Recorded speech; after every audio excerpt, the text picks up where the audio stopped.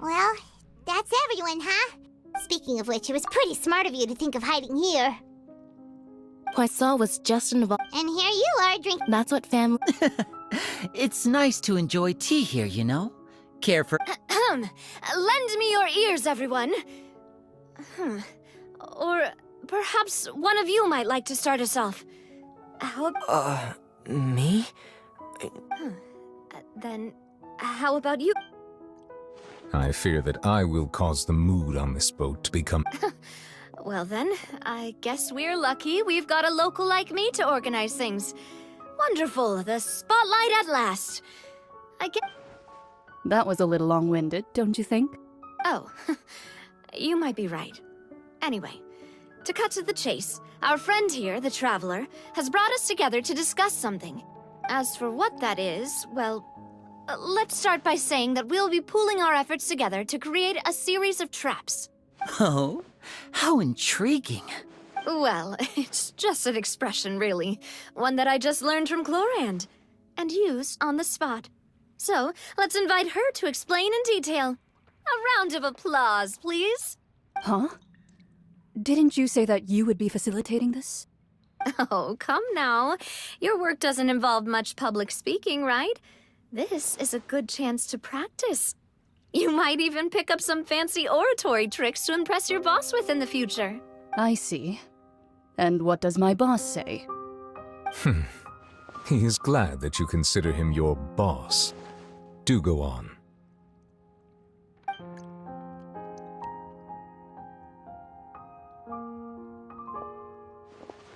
In that case, do any of you have experience hunting?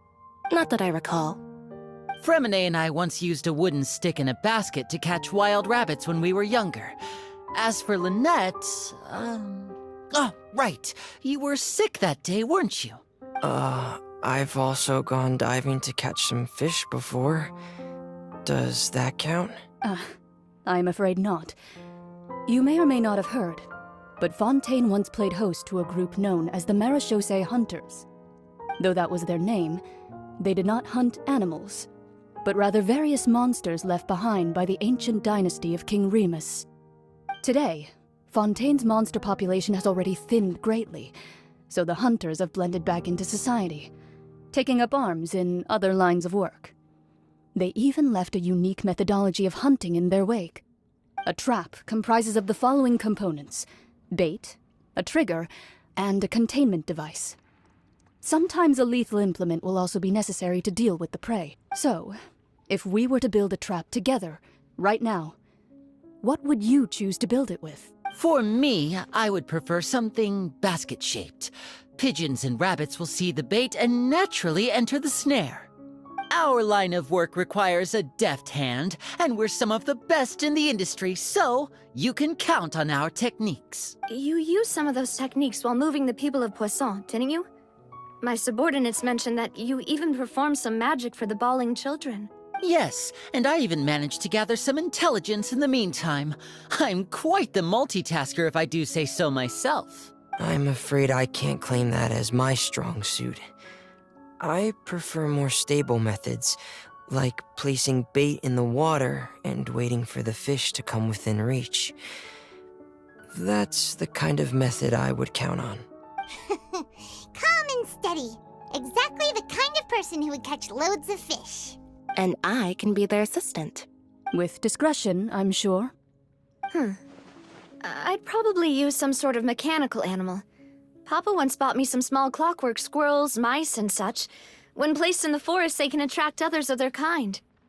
I remember that you liked those too, didn't you? I did. And that would be a good way to go about it. If they're realistic enough, animals of the same kind will follow them all the way to the trap. What about you, Monsieur Neuvillette? I fear I do not have any related experience. That makes sense. You usually solve problems directly, without the use of any such tricks. But I do have one more question for you, monsieur. If we were to create a trap now, how would you design it? I would like for it to be effective, but bring no harm to the prey. A more gentle trap would be ideal. Kind as always. However, Our intention doesn't necessarily change the containment device and the type of implement we need. If we wanted to kill the prey in one strike, we would need a powerful implement. However, that also goes for prey that must be captured and safely contained. Wait, why's that? Only a hunter who's a true expert at subduing their prey can snare it without harming it. The line that divides life and death is often exceedingly thin. So are we going hunting together? Huh. We hadn't thought of seeing ourselves as hunters. It kinda works, but maybe it's still not the best metaphor. If our means of capturing and dealing with our prey is to put them on trial, then the hunting metaphor is actually quite accurate. But we shall require much more courage than any hunter to judge a god, a being whose seat is an exalted throne. Oh, so that's what's going on. Sounds very interesting.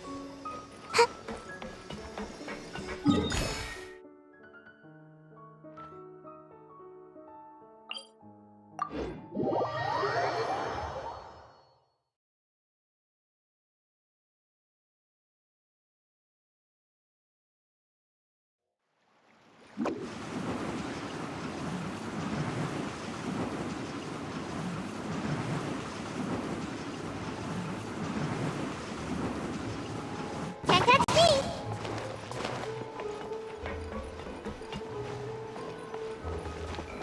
Want to outrun the law, you need to know how it works.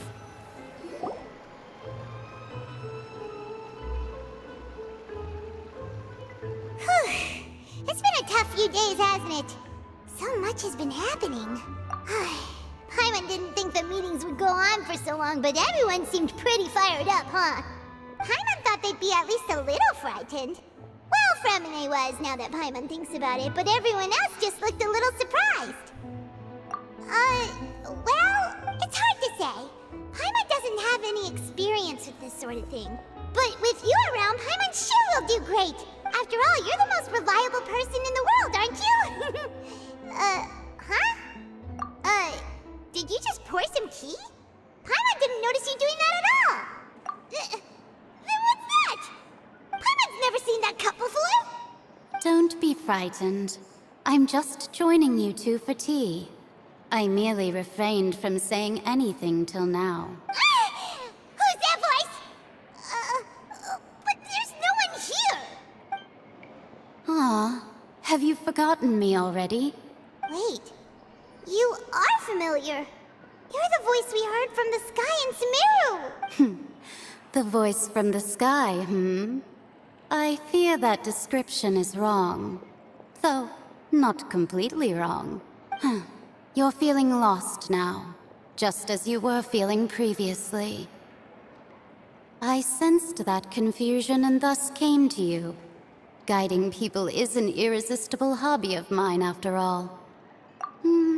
Consider me a passerby, just accepting a commission from my friend's disciple on a whim.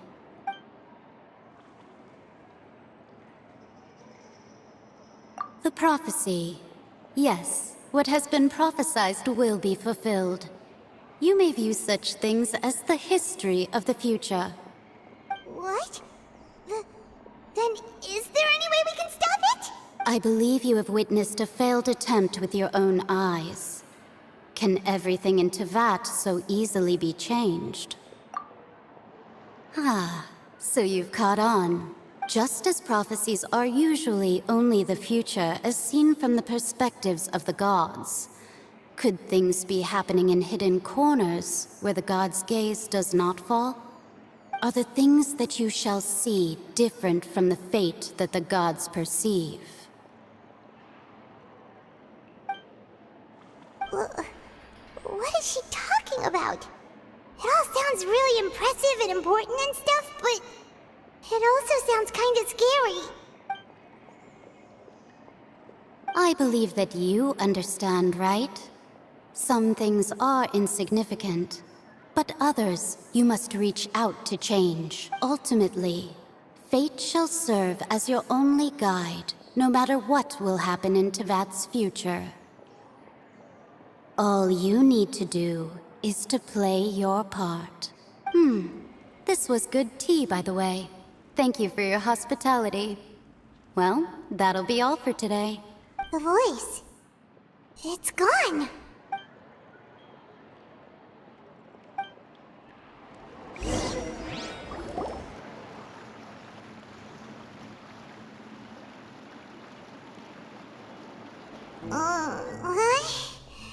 I want to hear someone talking. All right, coming. Hey, it's you who's getting lazy, okay? Well, I see I've walked in on some lively banter. Luna! Fine, just fine. I went to take part in that Steambird panel. It turned out to be more interesting than I expected. Not all Fontanians are pessimistic about this. One journalist mentioned that sitting around and waiting for the end to come would be wrong, and that they should make their own rescue preparations. I agreed, so we had a brief chat with her. Did she have pink hair by any chance? Why, yes, it was Charlotte. I assume you've heard of her, no? That daredevil journalist? I'm in full support of her view. Prophecies are very important, but how can people allow their lives to be commandeered by just a few words? That's right! Paimon's glad to hear something sensible for once. Ah, yes. About what we had discussed before. I did try, but I'm afraid I couldn't reach the old hag. I'll try again tonight, but I wouldn't get your hopes up. Huh?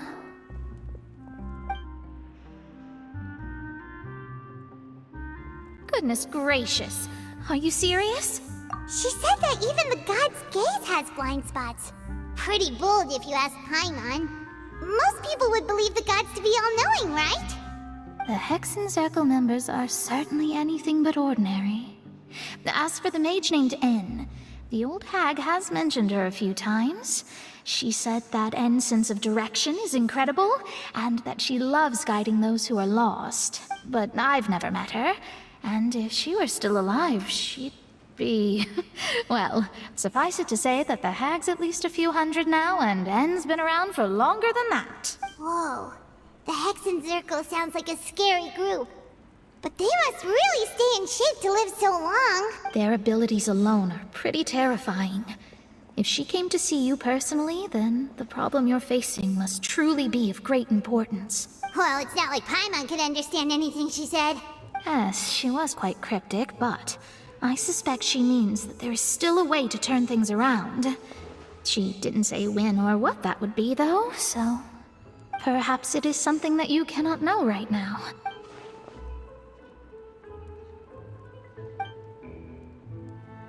Traveler, Paimon, are you two all right?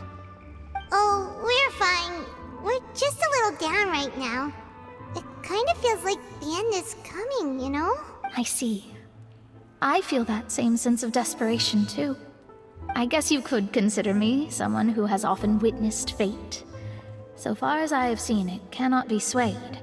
But even so, I still hope for, and believe in, miracles. Astrology is eternal and rational, but fate may not be. It is cruel, but it can also be beautiful. Perhaps that's what En was trying to tell you.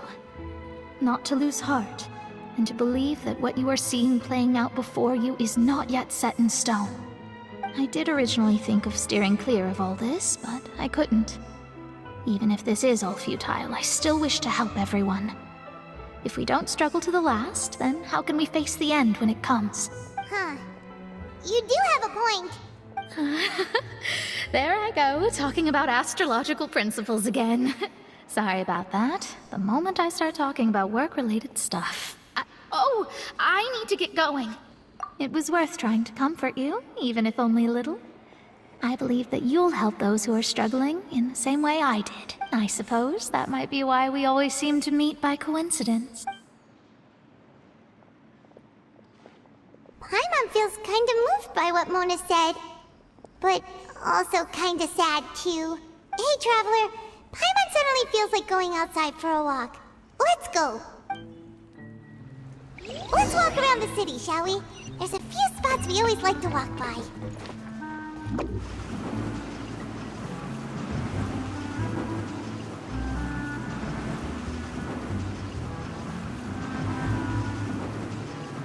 And away I go!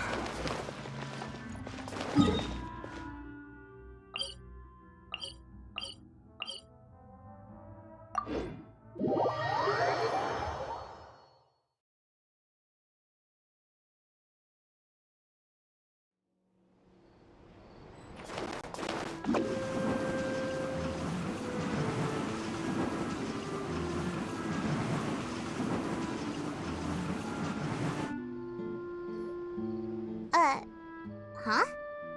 Our names are written in this newspaper. What's going on? Let Paimon see! The underwater stronghold, the Fortress of Meripede, has continued in its noble autonomy, but that does not mean that others cannot interact with it. My recent attempts to enter the fortress bore little fruit. Guess Charlotte still hasn't given up on that. Thus, did an Outlander friend become the focus of this report, a blonde adventurer with their white fairy legends trailing in their wake. It is said that this mysterious traveler once visited the underwater fortress. So while the fortress's interior remains a mystery behind closed doors, do not fear, for the tales of the traveler contain surprises in spades. Journalist Charlotte's biggest scoop yet, the Traveler's Trail, World Walker. Charlotte took so many awesome photos of us and we never even noticed her. She hasn't been able to get a hold of anything at the fortress, so since we're easier to find, she's using us as the subject matter instead? Ugh, seriously? Well, fine. Those headlines and photos do look cool, so Paimon will forgive her this time.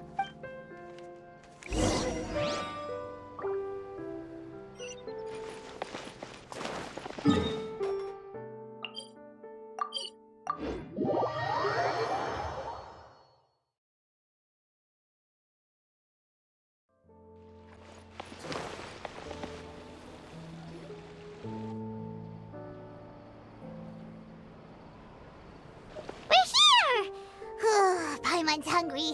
Should we go in and get something to eat?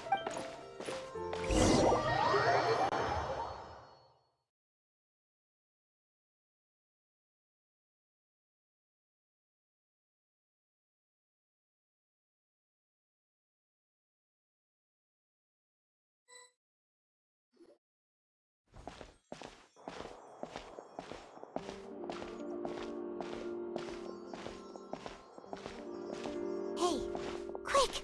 Look! That's the limited edition only 16 slices a day cake! It was so delicious the last time we tried it! Despite the tense situation we were in, let's give it another go! Paimon's sure it'll be great! One slice of cake, please. Someone showed up after all! Oh, wait, you're the one from the Palais Mermonia. Oh, are you here to buy cake too? It seems Monsieur Nervalette was right. You really can eat. Wait, did he really say something like that? That's right. Even he has his own preferences when it comes to food. As for me, I love the cake and coffee here. Do you come here often? Usually every day. Every day? It's part of my daily schedule, apart from work. I shall have my cake and coffee. Then what if someone told you one day that this place would be closing soon, and you wouldn't get to eat cake here anymore? What would you think? But why would it close? Well, Paimon doesn't know either, but maybe the waters will rise tomorrow. You know, like in the prophecy. Oh, the prophecy. To be honest, I haven't paid much attention to that. No, still, even if there'd be no more cake tomorrow, that wouldn't keep me from having some today. No. It's the same for eating in general. You might not be able to eat tomorrow, but if you can do so today, then you should carry on. That's what people call living, you know. Huh. Don't be sad. Excuse me, could I have 2 more slices of cake to go? These 2 slices are for you. Sijuin said that this kind of expression you're making is what humans call being sad. Oh, you know Sijuin? I sure do. She was born before me, and she sometimes comes to the surface to teach us things about humans. She said that humans are creatures that are saddened easily, yes, and you can only lift their spirits by feeding them delicious food. So please try the cakes here. I've got something else to do, so I'll be going now. You two try to stay in a good mood after eating, all right? Bye.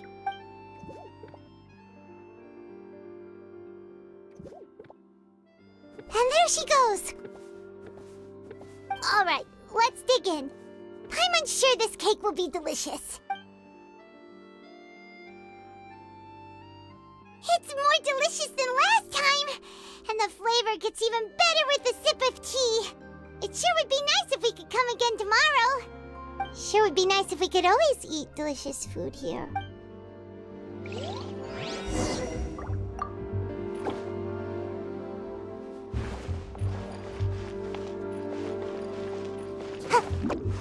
Can't touch me!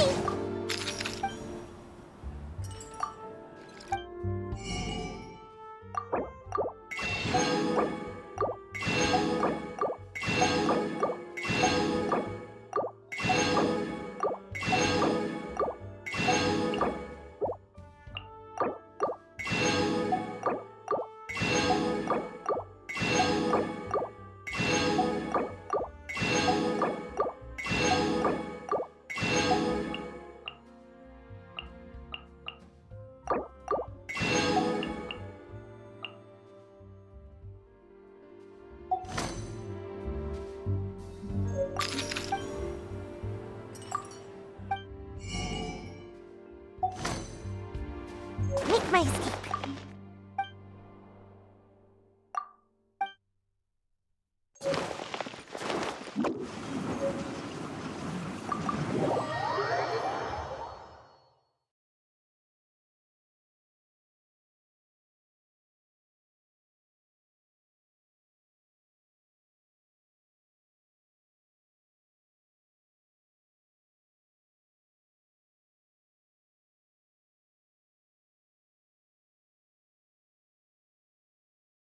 Oh, we're near the Steambird office. Let's go look for Charlotte and have a chat.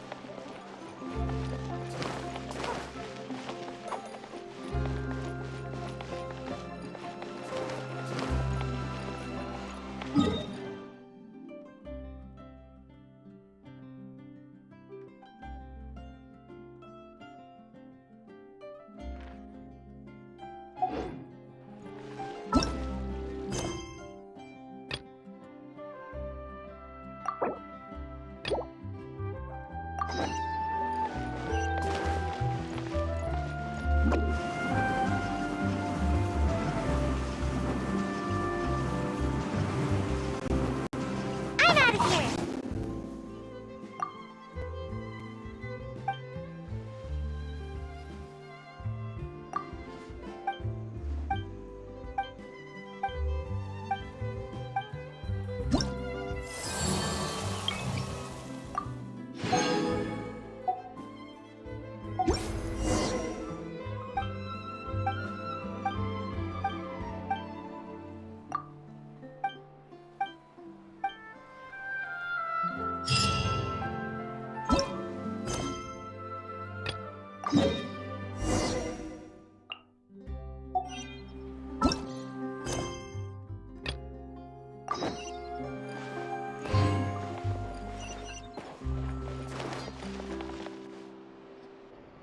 Wow! If it isn't the Traveler and Paimon! Oh, have you seen the article I wrote about you? Ha! You've got some nerve! You just used us to make some quick mora! Oh, you needn't worry about that. I heard that you were in Poisson some time back, so I sent you a letter to discuss just that. It appears you didn't receive it, though. It's all right, though. I've set aside the amount intended for you. I've even set the table with some food. Really? Oh, you're the best! You're almost a little too easy to win over, Paimon. If I were a journalist with ulterior motives, you'd be in trouble now, you know. Oh, Paimon knows you're not like that. Still, what brings you here all of a sudden? Were you looking for me? A friend of ours met you a while back, and when she mentioned it, we thought of coming to see you. Her name's Mona.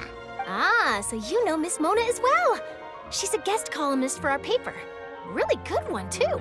She's so young and already such a brilliant astrologist. So she mentioned me? What did she say? She said that you're a real daredevil of a journalist. Nice.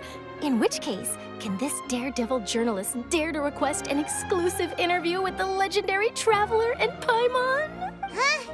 So your article in the paper today doesn't count?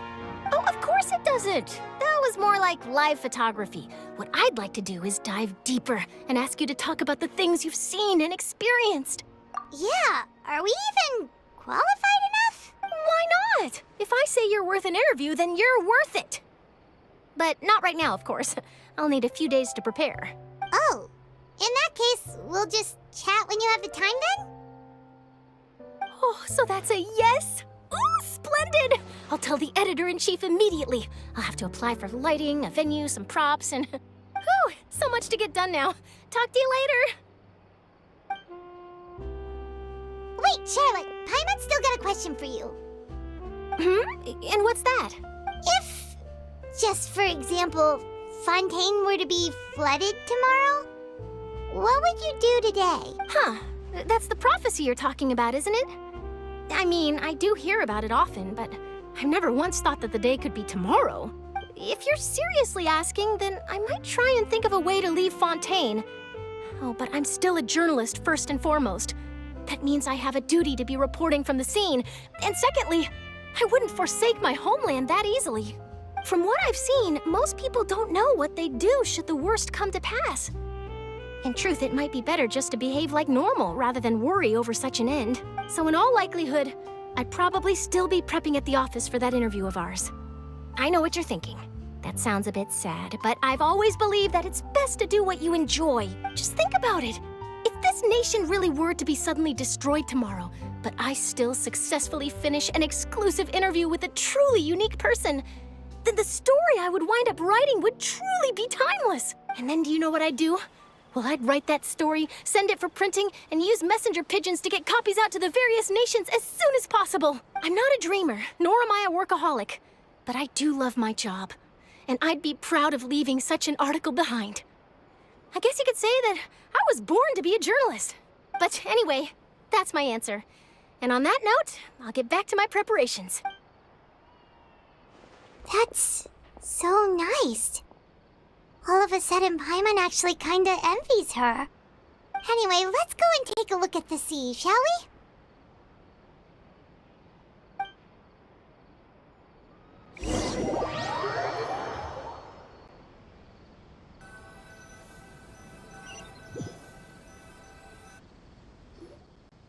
The sea breeze and scenery can be a pretty soothing combo, huh? Paimon's been thinking. If it wasn't Fontaine, but all of Tevat that would be destroyed tomorrow, where would we go and what would we do? No, Paimon should ask, if you could choose, what would you like to do?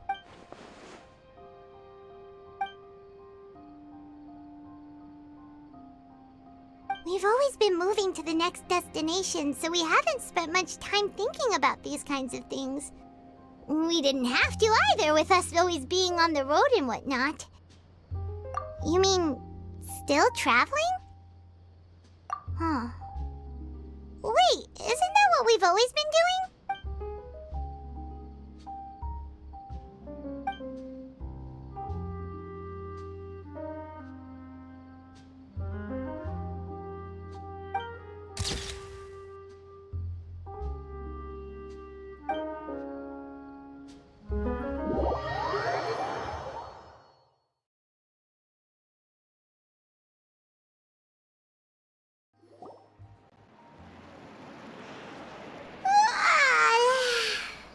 like you'll grow mold if you stay here long enough. But it's still better than the Fortress of Mirapede, that's for sure. It's not only damp there, but salty too. Ah, so the two of you are still here. Wonderful. Oh, you're from the Palais Mermonia, aren't you? Yes, I'm Isadora. Monsieur Nervillet sent me to look for you two before. I heard that afterward you went to the Fortress of Meropide. Not at all. I'm well aware that you're friends of his. Actually, I'm here to pass along a message from him. Yes, inside the Opera House. The Maréchaussée Phantom has declared the incident a small-scale riot. A riot? Well, that said, I don't personally think it was that serious. Lady Furina was watching a performance at the Opera House, and while she was resting during an intermission, some other audience members suddenly started harassing her, loudly accusing her of doing nothing about the prophecy crisis. And before she could respond, others started to join in. The crowd continued to grow, and protests against the Hydro Archon started to break out. So people have started to put the blame on Furina. Guess they finally found an outlet for the pressure they've been under due to the prophecy. I agree. People will naturally rely on gods, as is customary. But the moment people feel threatened, gods are also the first to be blamed. So what happened after that? Is Furina okay? Seeing that the situation was spiraling out of control and that further argument was pointless, she claimed that she'd gotten tired of this and left in a hurry. The Maréchaussée Phantom had their hands full maintaining order and did not catch where Lady Furina had gone. Only when things had stabilized did we realize that she had gone missing. So, you mean she's still missing? That's right. The Maréchaussée has dispatched many people to search for her, but we don't have any leads yet. That said, I don't think there's much to worry about. She is a god, after all. Even if she were to fall into the hands of rioters, what could ordinary people do to her? Good. Monsieur Nervillet sent me to tell you about the situation, but he didn't say anything else. Don't worry, this is more than enough to go on. Thanks for keeping us informed. Ah, is that so? Well, all right then. In that case, you two take care. I'll be heading back to the Palais now.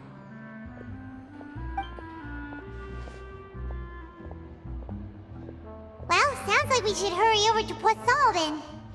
If we know Furina, she won't try to fix things in this situation. Instead, she'll look for a place to wait out the heat. And, as we also know, she may be loud and dramatic, but she doesn't have a heart of stone. When Nervillet was talking to her in the Palais Mermonia, and she heard about Poisson, she couldn't hide her sadness and remorse. It would be hard for her to ignore being accused by the public today. Paimon thinks Furina's probably taken the opportunity to slip away to Poisson and try to relieve the sense of guilt that she's feeling. Huh. Well, what do you think? Paimon knows the answer, of course, but Paimon can do the analysis to back it up, too. Cool, huh? In that case, there's not a moment to lose. Poisson, here we come!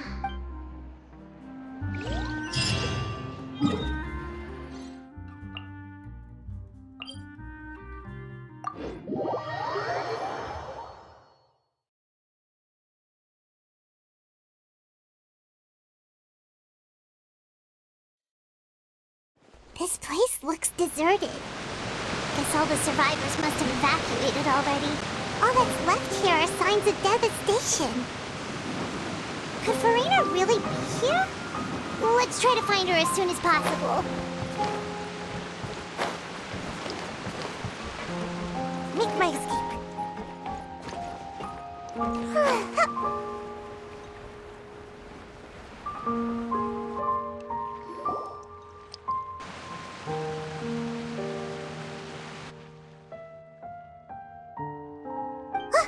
That's Furina, right over there.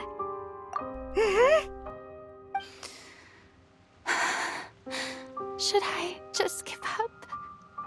This is all meaningless. What was meant to happen did happen after all. Everyone's dead. I'm sorry. I am so sorry. Give up, Furina. There's no point in holding out. I'm sorry. But wait. I even do? Other than to repeat meaningless apologies over and over. Who's that? Don't worry, Furina, it's just us. So it is you, blonde traveler from another land. Why, I almost thought you were someone from that mob of my ignorant subjects, come to kneel and beg for my forgiveness. Furina, you were crying just now, weren't you? The tear stains on your face are obvious. What do you mean, tear stains? Oh, I remember. The show at the Opera House earlier this morning was so moving. I'm still trying to process it. Who did that uncivilized rabble think they were, disturbing my enjoyment of the arts? They even dare to tout their archon. I must teach them a lesson. I can just imagine their twisted and frustrated faces once they realize that I'm nowhere to be found. Oh, and I'm sure Nouvellette and those people from the Mage Phantom are freaking out right next to them, too.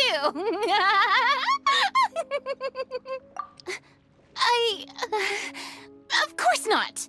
Hey, there she is! The Hydro Archon's over there! Quick, after her! Furina, those people seem to be after you. They are? They're just some rabid fans who want to cut the line because they haven't been able to meet me in person, aren't they? That's against the rules. I can't let them get their way. Furina just ran off! Quick, we have to catch up with her!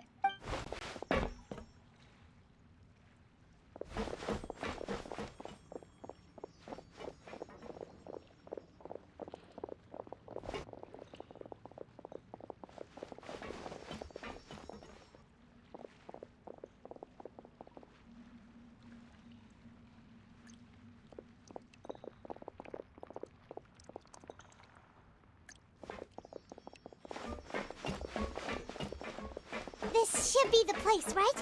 Hey, Furina! There's a good hiding spot over here. Quick, come to Paimon before the rest of them catch up to you.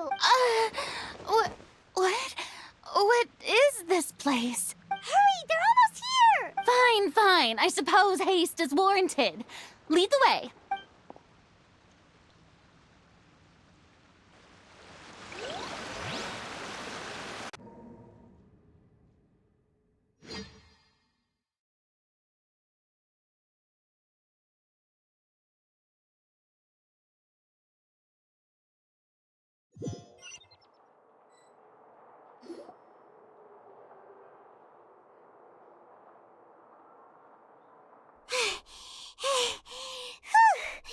Paimon's exhausted.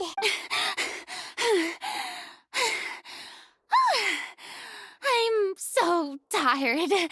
I totally thought they had caught me. No, I mean, I merely gave in to the sheer enthusiasm they displayed. You're right. Yep, that's a good girl.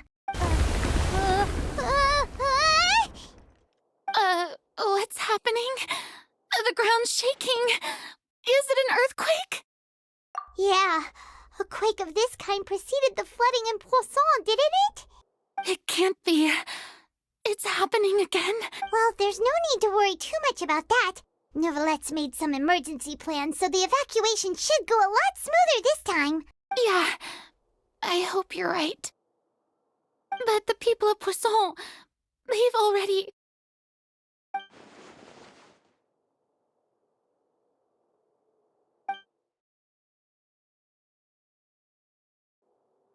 It's true. I've been investigating the prophecy for hundreds of years. I once had informants all over Tevat, searching for clues and feeding information back to me. I've tried all kinds of ways, too, to hold back the sea. Anything to keep the coastline from advancing. But all my efforts proved to be futile in the end. Really, the truth has been clear to me for a very long time. We cannot make an enemy of the divine. No matter what we do, the will of the heavenly principles will have its way. and the prophecy shall be fulfilled. Give up. I do love the sound of that phrase.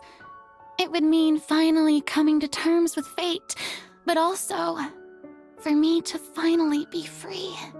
Indeed, I've thought about giving up so many times, especially after we almost lost Poisson. Fate is really unreasonable, isn't it? It has no heart and obeys no rules. The prophecy has only just started to come true, and so many people have already lost their lives. But just now, it all became clear to me. I still don't have the right to come to terms with fate on behalf of everyone else. As long as the final moment hasn't come, it's still not too late. Don't worry. I will keep hope alive for everyone until the very end. Well, that's enough for now. I got the impulse to play the stricken maiden, but honestly, considering my rank and station, that wasn't a good fit at all. Don't take any of what I just said seriously. How could I possibly let Fontaine fall to the whims of trivial prophecy? Come on! Paimon could have sworn you were actually being honest just now.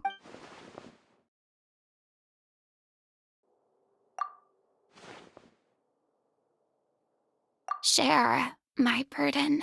That's impossible. It was fated right from the start that this would be my duty alone. A witness. Yes, I've heard that you came to Tevat from beyond the stars, yes. In other words, you never belonged here. And if Tevat is, in its entirety, a show on a stage, then you're just a spectator, aren't you? If that's the case...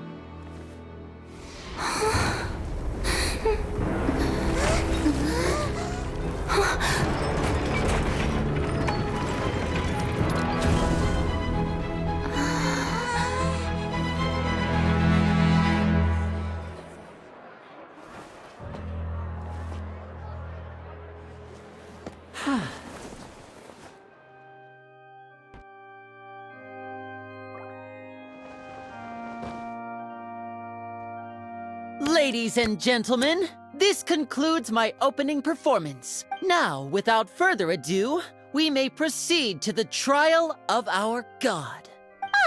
So this is what it is.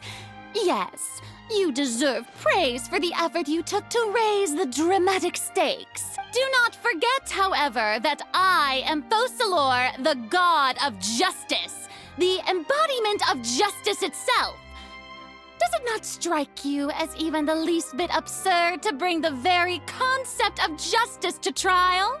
May I interpret these words as your refusal to stand trial? In that case, you will have the opportunity to defend your honor through a duel. You would draw your blade against a god?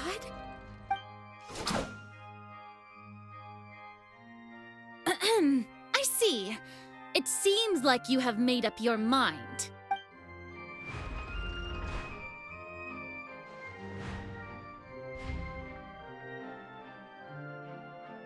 Paimon can't believe it.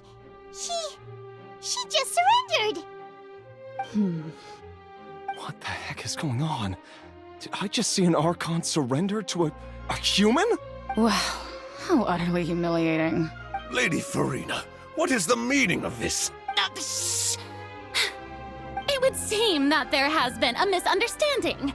To be clear, the raising of both hands is not always an indication of surrender. Looking for excuses again, huh? I raised my hands just now to indicate my acceptance of the trial. No duel shall be necessary, I will admit. that I've been running away for a long time. I'm sorry, everyone. I was unable to protect the people of Poisson. It is my duty to stand trial for my crimes. You are not the only ones to be disappointed in me. I, too, am exceedingly disappointed in myself. But now, it is time for the Hydro Archon to show you her courage and resolve. I, Furina, will use this trial to show the world the true meaning of justice! This time, I will protect you. Applaud and rejoice! One of the most outrageous and fantastical arcs known to the opera epiclese is now unfolding before your eyes. Mark my words, this shall be one of the most exhilarating and brilliant shows ever to grace the stage of Fontaine! The trial of the Hydro Archon, Focalor, will now begin! Woohoo! Now we're making history! Why does it feel like Furina just took over the whole thing? Like, come on! Didn't she just get forced to stand trial for her crimes? Also, even though she's still acting super dramatic, she is taking this seriously this time, right? All right, then.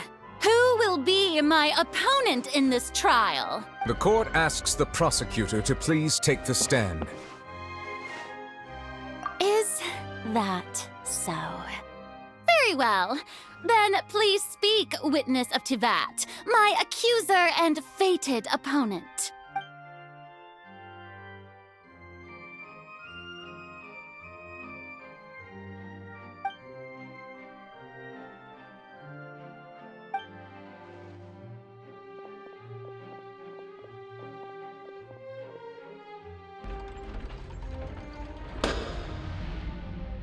Also, please allow me to ask, as a final question before the trial begins, just how much work did you do to force me onto this stage? Well, we did do a lot of prep after the meeting that day.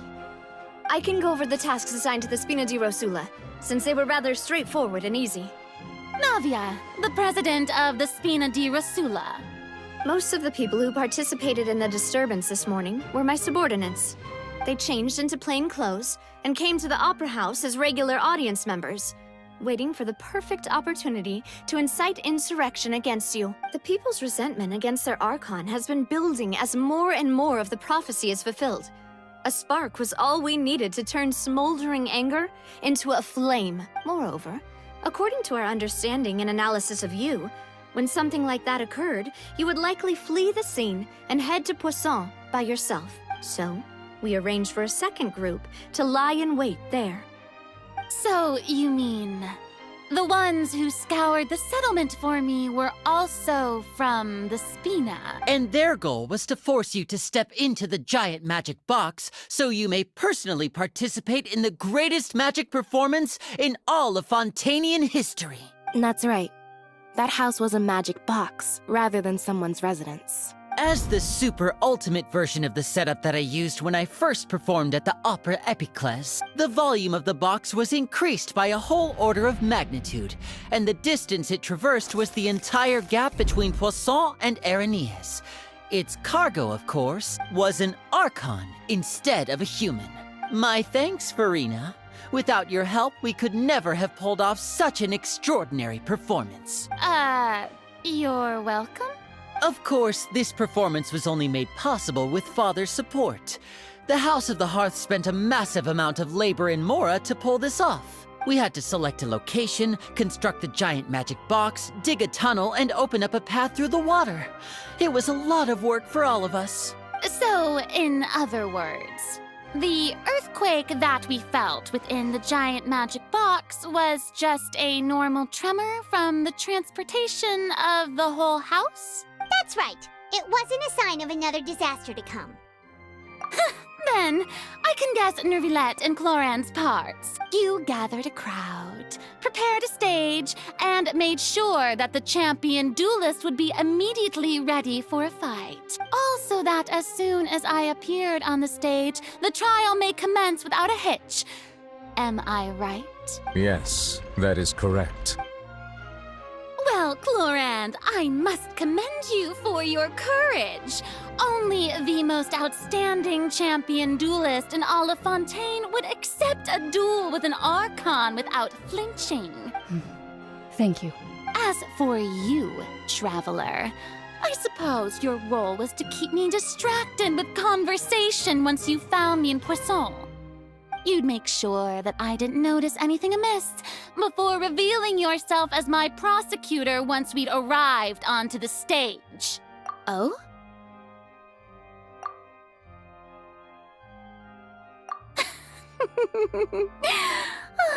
Is that so? Then I suppose I must have missed my final chance. It's fine. It matters not. What's done is done. The stage is already set, so there's no reason to disappoint the audience. Let's see this trial through to the very end.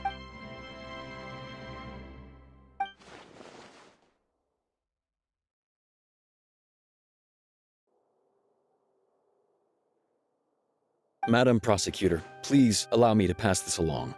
This is a document that Miss Charlotte applied for and received permission to share with you during the trial. According to her, it should speed up the proceedings. Huh?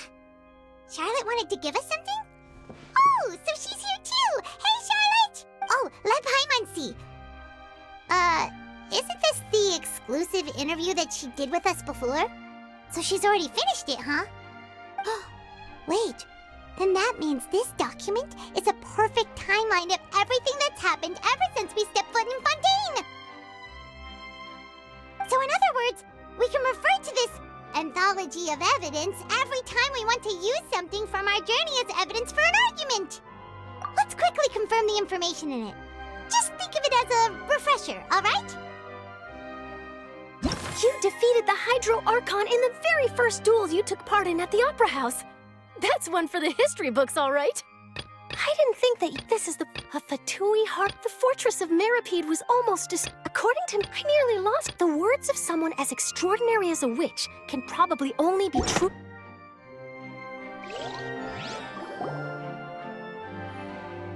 The prosecution and the defense are both in position.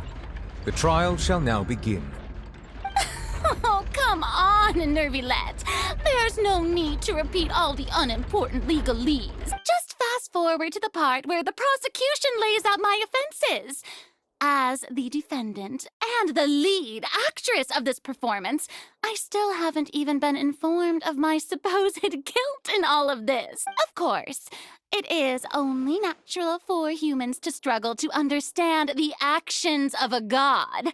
However, you will need more than that to convict me of a crime. That's true, but my charge here is unrelated to your conduct as an Archon. Instead, I would like to charge you as a fraud who's never been the Archon in the first place. Wait, what was that? Lady Furina's a fraud? Hey, I came here thinking that we were going to try the Hydro Archon for forsaking her duty, but did I hear that right? She's not our Archon at all? Charge accepted. Lady Furina, do you plead guilty to the charge? Lady Furina. I plead not guilty. How can I be guilty? There is no way that I, Focalor, otherwise known as Furina de Fontaine, a member of the Seven and the Regina of all waters, kindreds, peoples, and laws of Fontaine, could be anything other than your true Archon. Yeah, even though Lady Furina can be rather eccentric, isn't it going too far to doubt her very identity? Yeah, I've never questioned her identity either. Sure, Lady Furina can be super irresponsible, but what grounds does that prosecutor have to make such a huge claim? I have cause to believe that common sense will prevail in this case. Many of the members of the audience have known me as the Hydro Archon ever since they were born.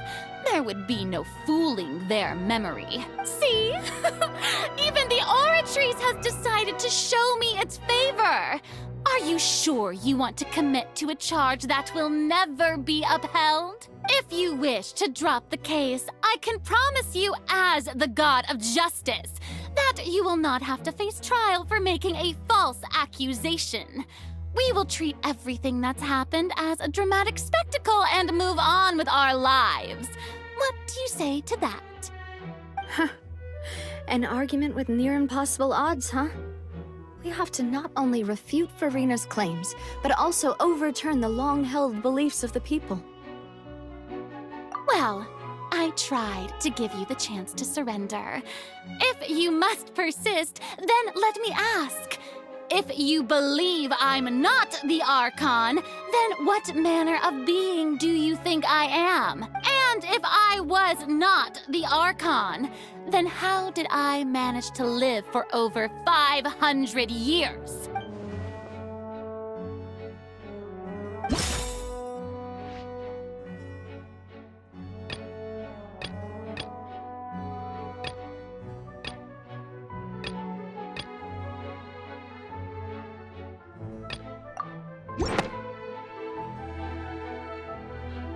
First of all, you may be a member of another long-lived race, which would allow you to naturally possess an extended lifespan.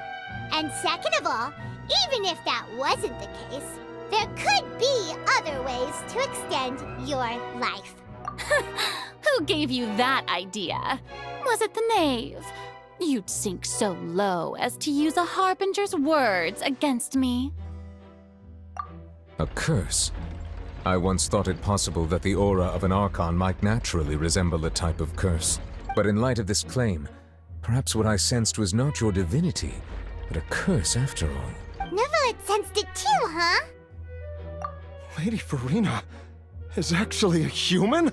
Well, it is true that it's extremely difficult to tell humans and gods apart just by looking at them. It's not impossible.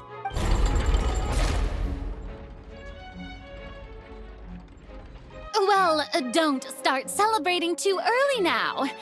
Even if I have been carrying a curse like you said, how does that prove that I am merely a human being? Besides, everyone knows that the main difference between a human and a god is the possession of authority. Gods can do what humans cannot. That's why they're worshipped as gods. For centuries, manifestations of my authority have served the nation of Fontaine. One need only to turn their eyes towards the Oratrice Mécanique d'Analyse Cardinal in this very opera house, or consider the endemnitium that is used in every aspect of life.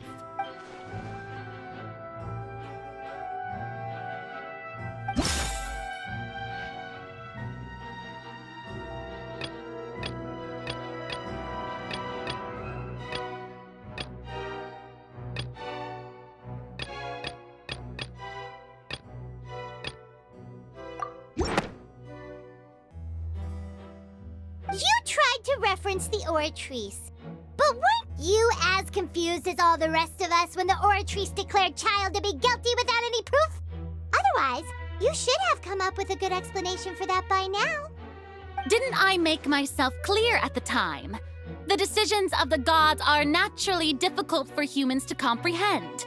There is no need to provide an explanation. Lady Furina, I believe a reminder of your current circumstances is in order. While the court is in session, the principles of justice and the law must come before all else. While you are an Archon, you are also first and foremost the defendant in this trial. You will prove yourself unable to defend against the prosecution's charges if you continue to withhold vital information against the rules of the court. I never thought you'd use that kind of rhetoric against me. That was no trick of rhetoric, Lady Furina. I've merely reiterated the rules of the court. Rules that all should respect and follow. So, you neither knew why Child was declared guilty, nor did you understand the structure and operations of the Oratrice. Instead of having been created by you, the manifestations of authority you mentioned have been made by the real Hydro Archon, haven't they? The real Hydro Archon? Well, now you're really losing me. It is true that I did not know why the Oratrice gave out a guilty verdict that day. But the Oratrice handed out that verdict unilaterally, and it has been operating independently ever since it was first created.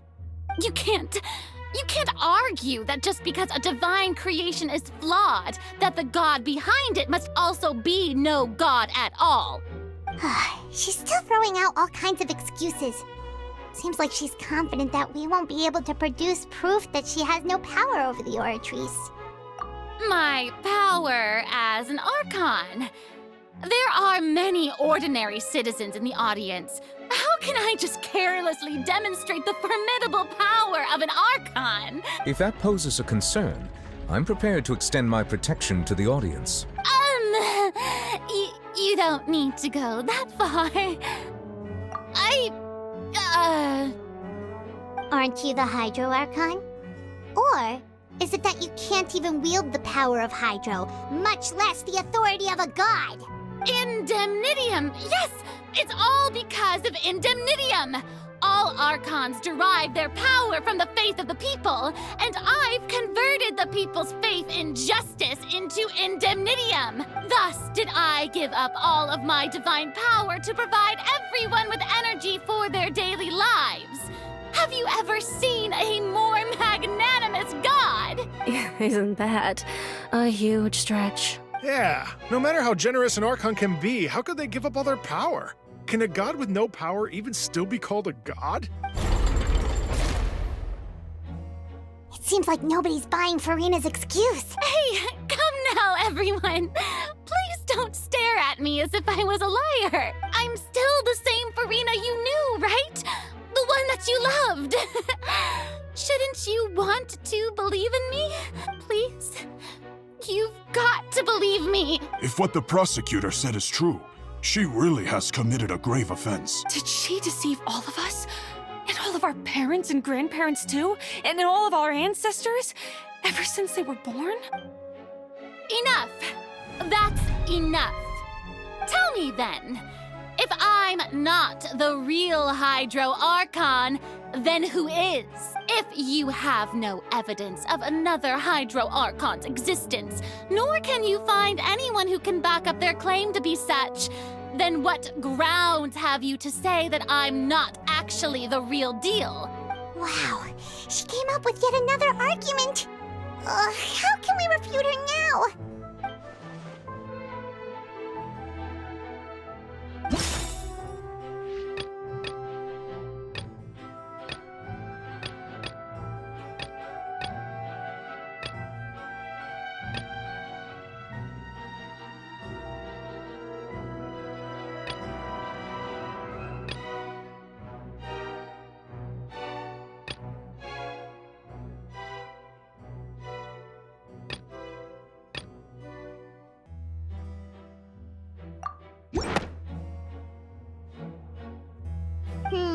That doesn't sound right.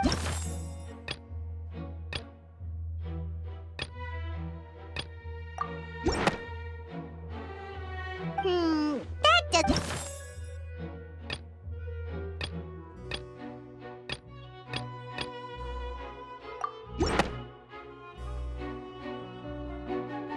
It has been established that all Fontanians can dissolve in water from the primordial sea.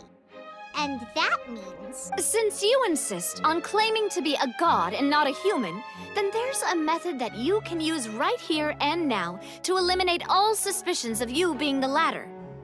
Miss Navia, please apply to serve as a temporary attorney for the prosecution before addressing the court. Though you act in partnership with the prosecutor, you must still adhere to proper procedure. Super sorry, Monsieur Chief Justice. I swear this really will be the last time that I'll speak out of turn. Now, I've brought some seawater from Poisson. As everyone knows, a massive flood struck the area not long ago, taking many lives, including those of some of my closest friends. So, Miss Furina, would you dare to touch some of this seawater? If we are to believe that you are indeed the real Hydro Archon, touching this seawater would have no effect on you. All it should do is strengthen your case. But if you don't dare to touch it, then we would have basically proved the reverse. Oh, and I must remind you that after the disaster at Poisson, nobody wants to see any more people dissolve. I do hope you'll act prudently and choose the simpler path of admitting guilt. Navia from the Spina di Rasula. The Spina has governed Poisson for many years.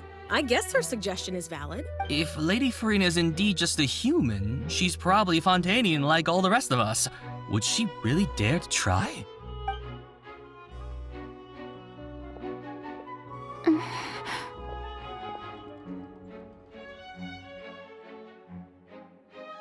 Lady Furina, this test has been unilaterally proposed by the prosecution. As it falls outside the realm of standard court proceedings, you possess the right to decline participation. Well, of course he had to tell her that. But refusing to participate is basically the same as a confession of guilt. She's just staring at the water without saying a single word. It really does seem like she's quite terrified of it. That could only mean... What's going on? Is she really planning to... that's not what we thought she would... Due to the inherent risk of the test, Lady Furina, you may... Hey!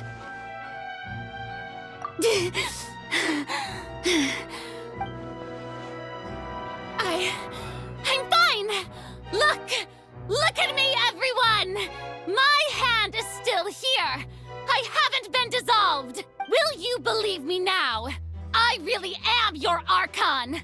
I'm nothing like a normal human who would fall apart as soon as they touch this water! Really? Was this not the most obvious thing in the world? Miss Siegewien? If you're present, Miss Siegewien, please come forward and attend to the defendant. Siegewien? Don't be nervous. It'll just take a few seconds. Let me see. That should be enough. Please announce the results of your evaluation to the court, Miss Siegewien. As everyone doubtlessly saw, Miss Furina was displaying symptoms of hyperventilation and flushed skin. These indicate that she was experiencing the adverse effects of exposure to primordial seawater. The extent to which she was affected is the same as other humans when exposed to primordial seawater of a similar concentration. Thank you, Miss Siegewien. Lady Furina, you may return to the defendant's stand. Oh, wait. What did she just say? I didn't get dissolved! Shouldn't that be enough to prove my innocence? Well, considering your tendency to run from your problems, we did originally prepare a direct sample of the seawater around Poisson. However, after extensive discussion, we exchanged it for a sample that is not concentrated enough to dissolve an actual human. After all, on the off chance that something entirely unexpected might occur, we don't want anyone else to lose their life to the sea. Yeah, so out of regard for Furina's life, you secured a low-concentration sample and asked the head nurse to serve as an expert witness. It's a great thing that the direct sample wasn't actually used. Furina could have... I can't believe... you...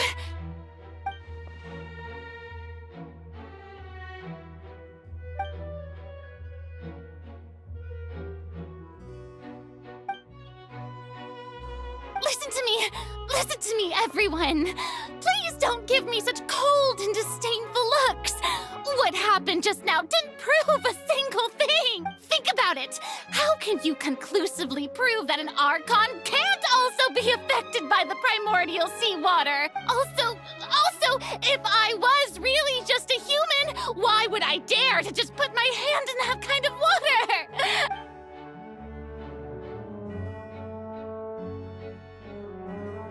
Please, anyone, just listen to me!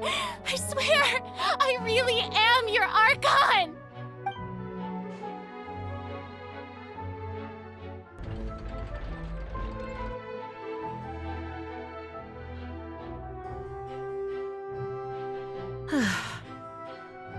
I don't think anything she says at this point will sway anyone. The odds are just too stacked against her now. With all the things that have been said, Paimon doesn't think there's any way left for Furina to win.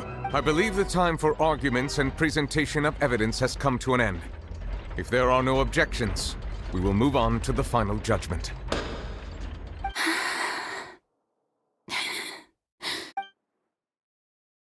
don't think anything she says at this point will sway anyone who's too stacked against her now.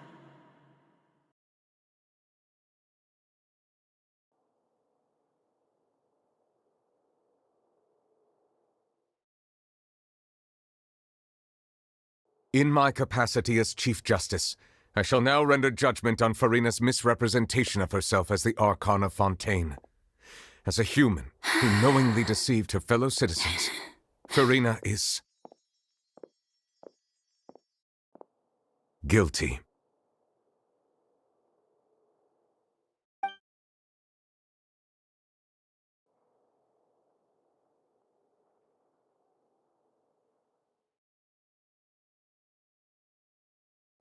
We shall now turn to the Oratrice Mécanique d'Analyse Cardinale to render the final verdict on the charges.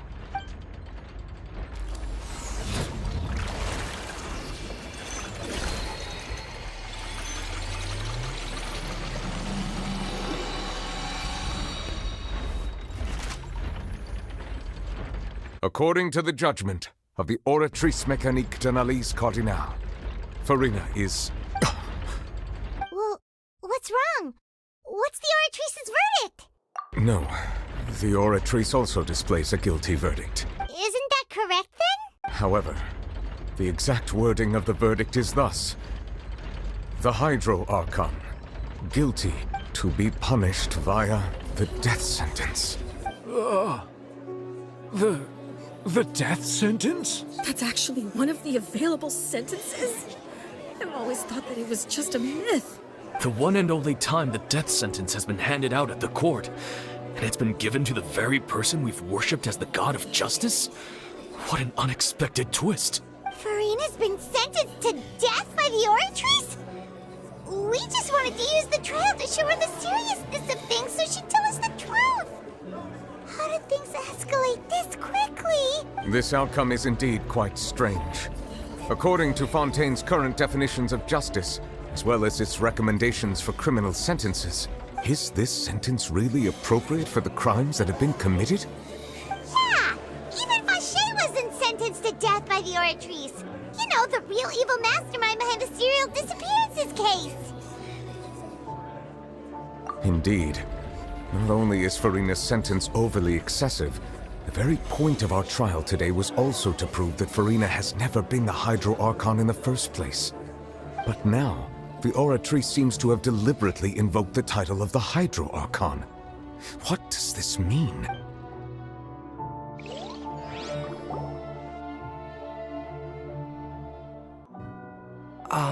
Excuse me, if I may interrupt. Is the trial still going? Fremine! You finally made it. I assume this means you've completed your mission? Mm-hmm. Any mission Father assigns to me will always be top priority. Is that the first prophecy slate? Huh. So the knave privately arranged for Fremine to try and find the missing slate. I looked everywhere and finally found it at the bottom of the sea. It took me a long time to get around some dangerous stretches of water. But has the trial already concluded? Then doesn't that mean I've come too late? Oh no. Father will be disappointed in me. Thank you for your hard work, Mr. Fremine. Please allow me to review the record left on the slate. Traveler, I believe that you have already seen the other existing slates, and would like you to come here and confirm their contents. Huh? So what do you see? What is it? I believe I have now made sense of the Hydro Archon's crime. It has to do with Fontaine's lost history. Huh? Isn't the Hydro Archon just guilty of deceiving her people? Oh, wait, no, that's Furina, and we've already proven that she's not the Hydro Archon. So when you say Hydro Archon, do you mean the real Hydro Archon we've been kinda talking about? In truth, everything that you've encountered in Fontaine up until this point can be traced back to the contents of these stone slates. However, I'm uncertain as to how much sense they currently make to you. Okay, let's try recall the contents of the other 3 stone slates. Paimon will do her best to help you remember.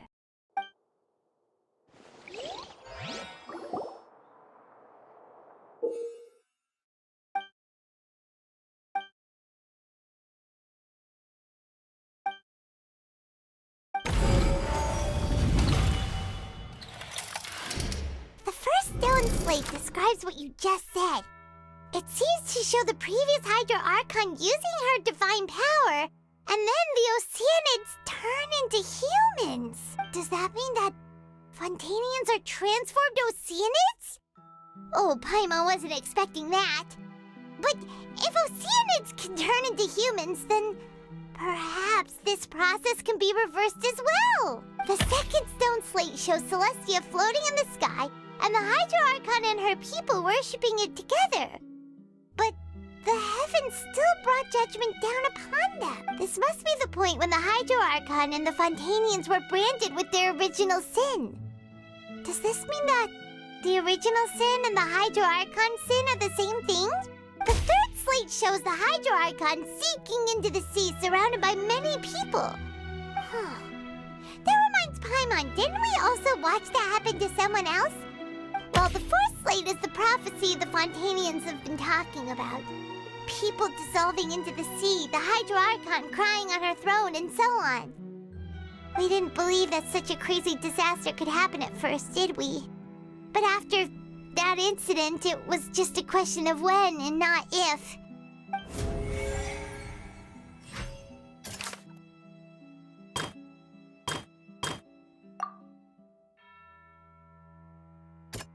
That doesn't sound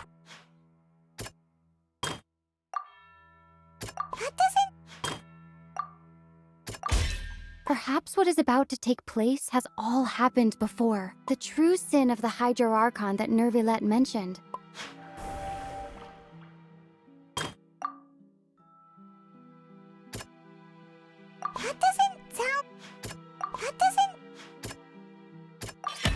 It's not as simple as falling into the sea. When Navia fell into the sea, her consciousness was subjected to judgment. The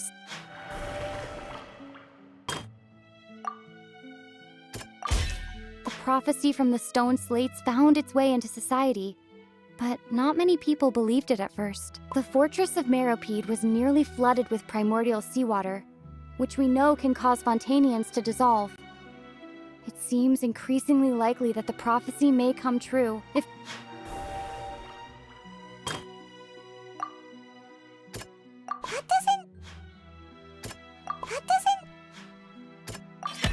we know from the case of the serial disappearances of young women that Fontanians can be dissolved in primordial seawater.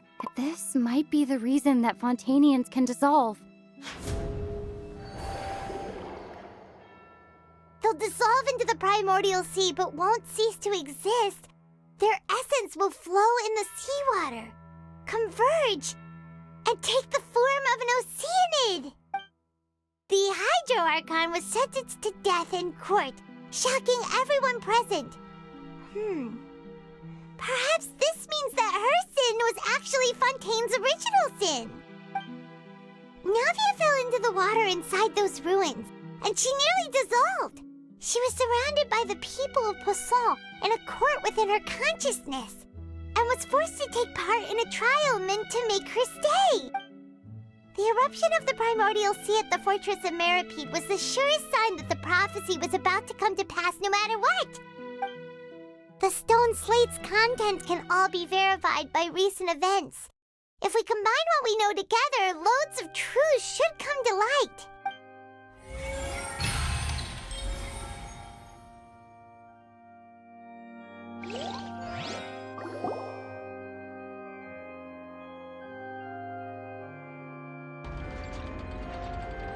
Huh? Oh, Paimon gets it now! So that's how you can make sense of it. But then it feels like we're going to have to share some truly shocking revelations. Let's hear them. Incredible. Linny, did you hear that? We're not real humans. All Fontanians were originally created by the late previous Hydro Archon, with Oceanids as their basis. The evidence for that can be found in how only Fontanians could dissolve in primordial seawater, and how all the girls Vacher dissolved were also turned into Oceanids. Oh, and according to Navia, when she was about to get dissolved, she also saw everyone gathered around for a trial, all of them in the shape of Oceanids. Indeed. Yeah, and it follows from the content of the first slate that she probably angered Celestia by creating humans without prior permission. That could also explain why the Oratrice judged the Hydro Archon to be guilty.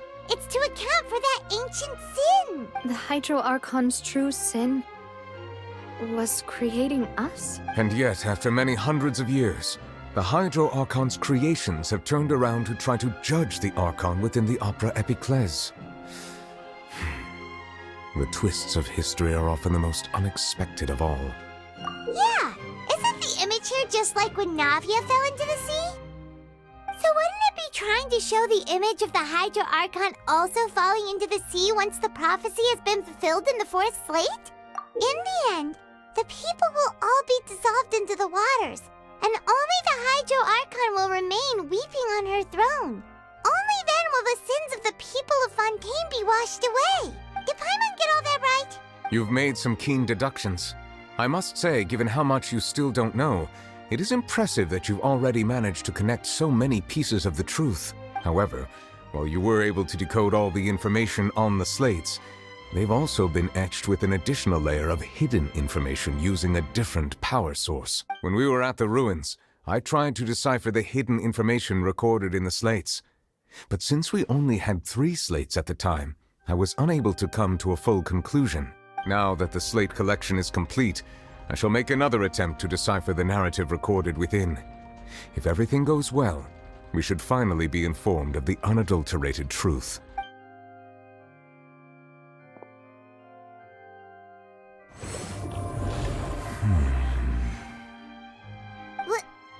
Well?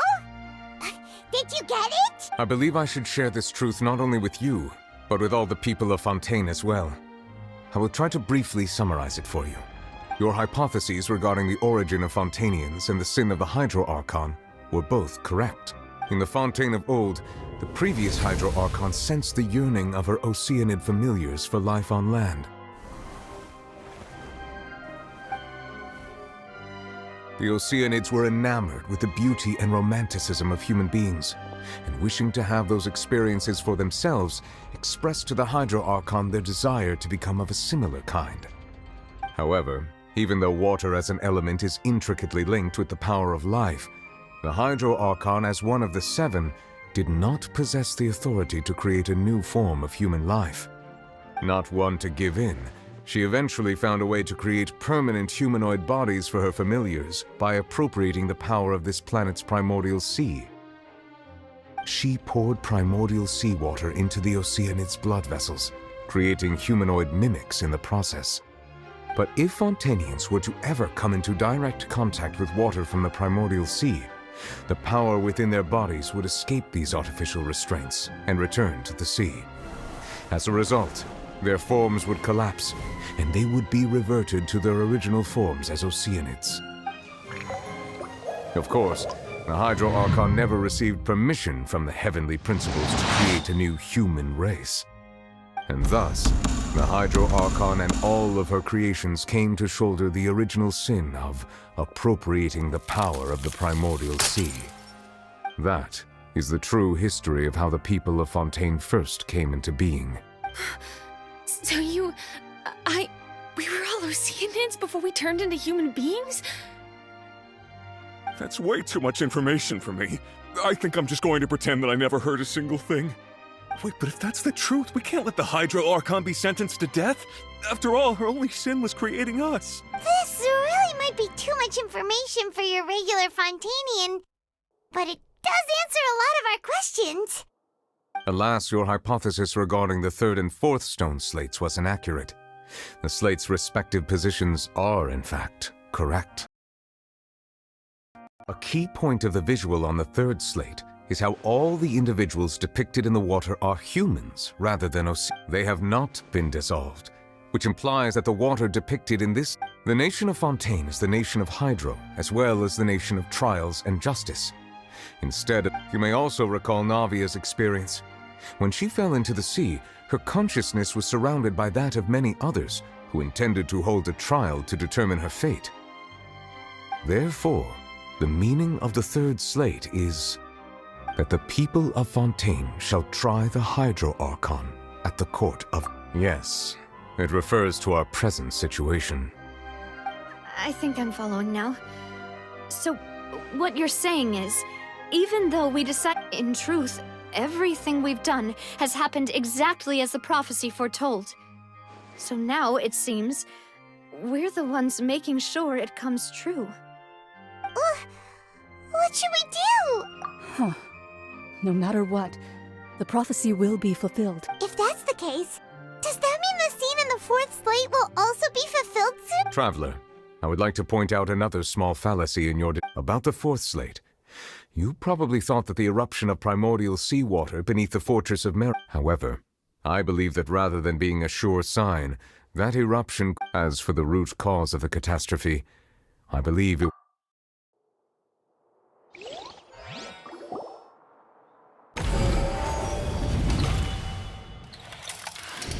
This eruption was just a small warning of the things to come. We must find the root...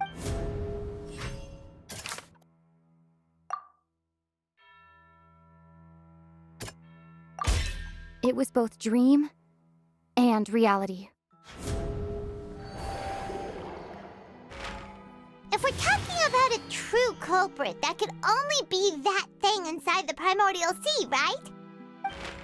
The truth, the original sin, the trial, and the root cause of the disaster.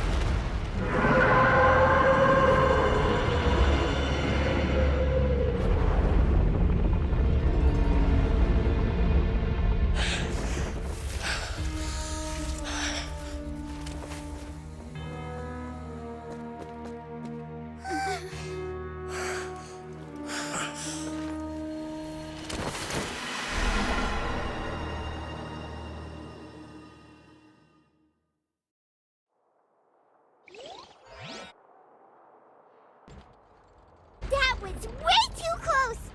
How did that thing just burst into the Opera House? Wait, was that the huge whale you saw in your dream?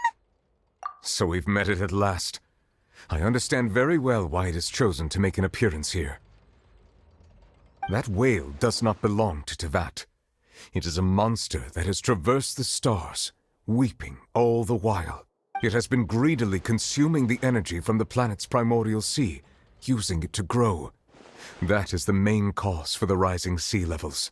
And once it has finished consuming all of the energy contained within the sea, its next step will be... You said that when the Hydro Archon first created Fontainians out of Oceanids, she filled their blood vessels with primordial seawater. Precisely. That whale finds the blood of Fontainians nigh impossible to resist. Therefore, when it left the primordial sea, it decided to make its next stop a packed opera house full of food. Food in the form of Fontanians. We just barely managed to push it back, right?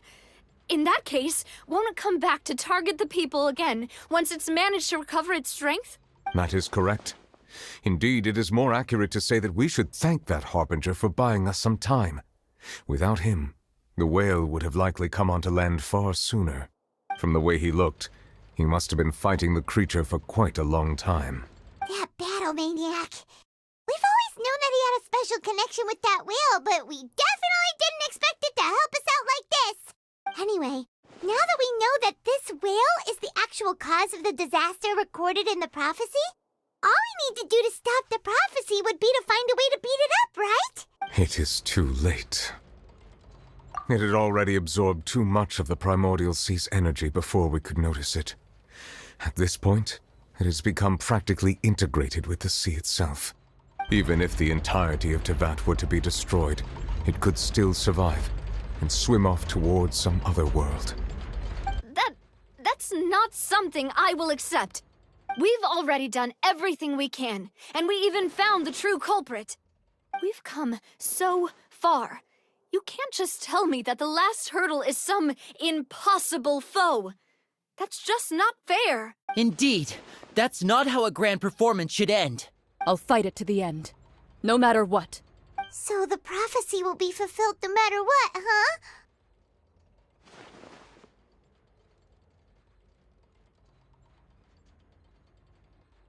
The prophecy. Yes, what has been prophesied will be fulfilled.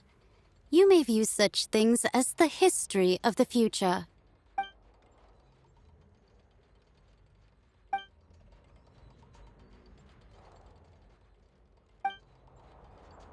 Just as prophecies are usually only the future as seen from the perspectives of the gods, could things be happening in hidden corners where the gods' gaze does not fall? Ultimately, fate shall serve as your only guide, no matter what will happen in Tevat's future. All you need to do is to play your part.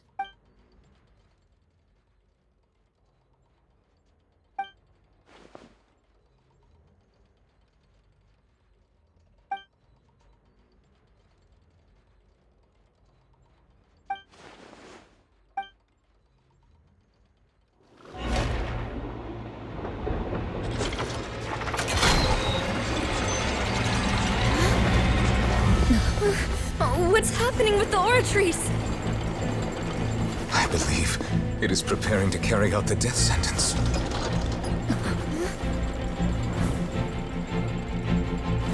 Furina!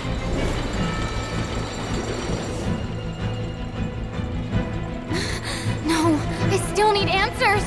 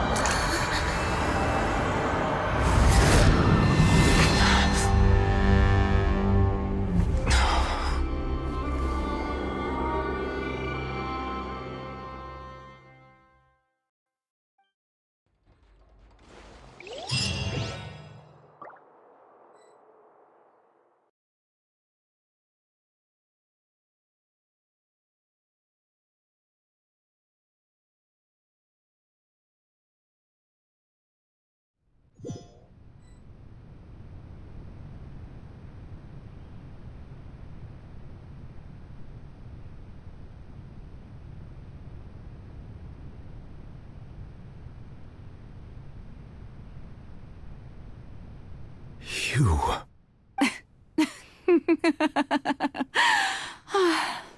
Sorry. That shocked expression on your face is just too amusing. I couldn't help myself. You are not Furina. Who are you? The sweet sound of bewilderment. Marvelous. A sure sign that my attempt to deceive everyone was a resounding success. But to answer your question, I am Focalor. You know, the god. Focalor? Why did you deceive us? Oh, that wasn't my goal, of course. Goodness, no. But I had to fool everyone else too, if I was to stand any chance of deceiving the heavenly principles. Deceiving the heavenly principles? It's all because of that pernicious prophecy. Dreadful, wasn't it? Everyone doomed to dissolve. Fontaine condemned to be flooded. One was not amused. In fact, one was positively bemused when that problem was thrust upon me by my dearest predecessor. That's the former Hydro Archon Egeria for the uninitiated. It hardly gets more disastrous than a preordained national catastrophe, now does it? She knew full well that the prophecy would surely come to pass. And as one of the seven, she also knew full well that one defies the heavenly principles at one's peril. So yes, as you have no doubt surmised, it was a rather impossible situation that I found myself in. I spent a terribly long time mulling it over, alone on the ocean floor. And I was almost growing barnacles by the time I finally realized there was only one possible solution to this confounding conundrum. I had to outwit the heavenly principles, allow the prophecy to be fulfilled, ostensibly at least, while saving everyone at the same time. I'm a genius, I know. I can only assume that's why Egeria chose me as her successor. Although, looking back now, it was hardly the inheritance one dreams of. Between the task of saving the nation, the quotidian duties of the Hydro Archon, and not to mention the original sin of creating a new race of humans, I dare say she left me quite a colossal mess to clean up. But one can only play the hand one is dealt. I did not choose this, any more than I chose to be one of her Oceanid familiars. So you were also once one of the Oceanids, transformed into a human by Egeria's hand? Yes, I was. I always dreamed of becoming human. And I still do, even now. In my eyes, to be human is to be part of the greatest opera ever known. After becoming a god, I separated my divinity from my body and spirit, leaving behind only a self that was as naive and bewildered as my past self on her first day as a human being. The me you see before you now is that divinity. And the human counterpart I left behind, I named Furina. She could feel joy, sorrow, and everything in between.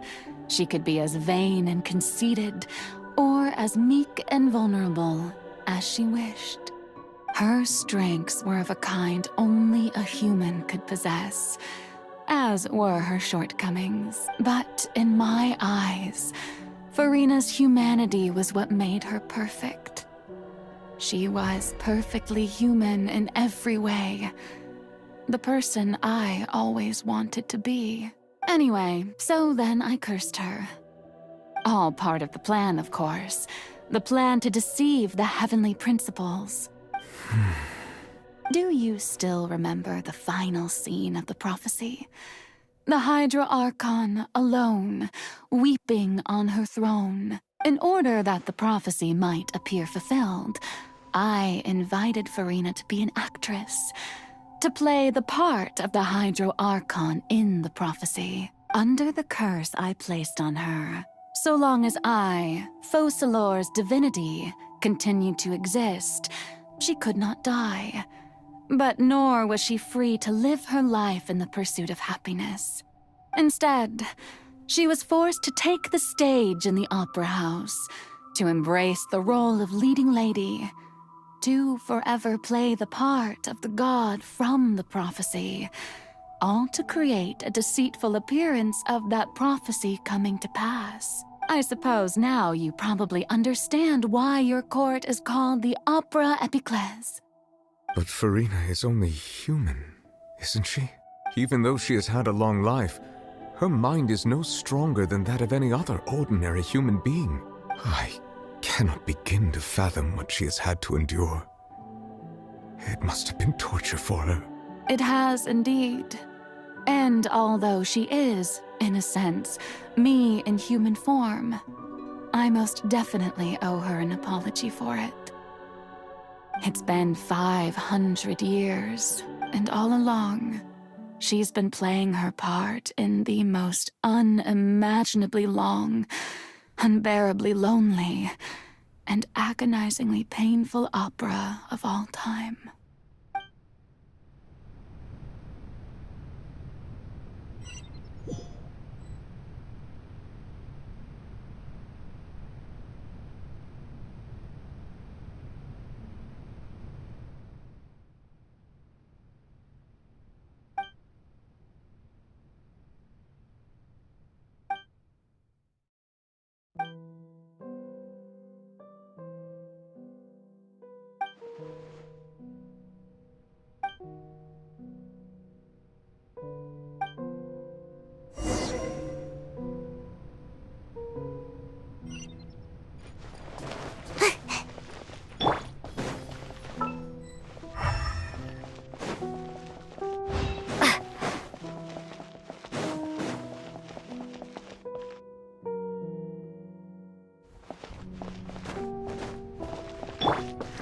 Into the wind!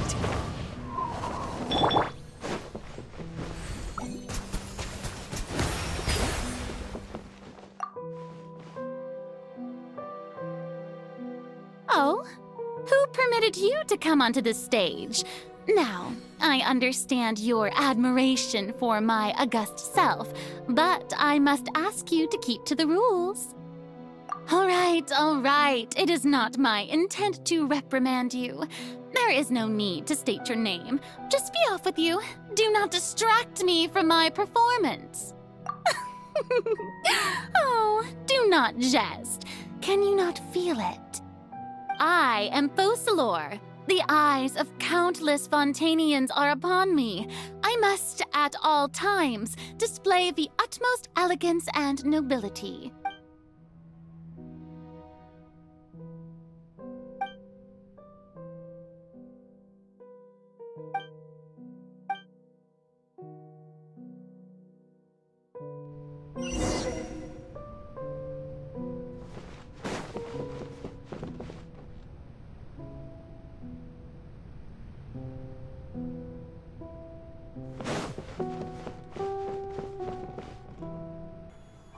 I'll end for now. I'm at school.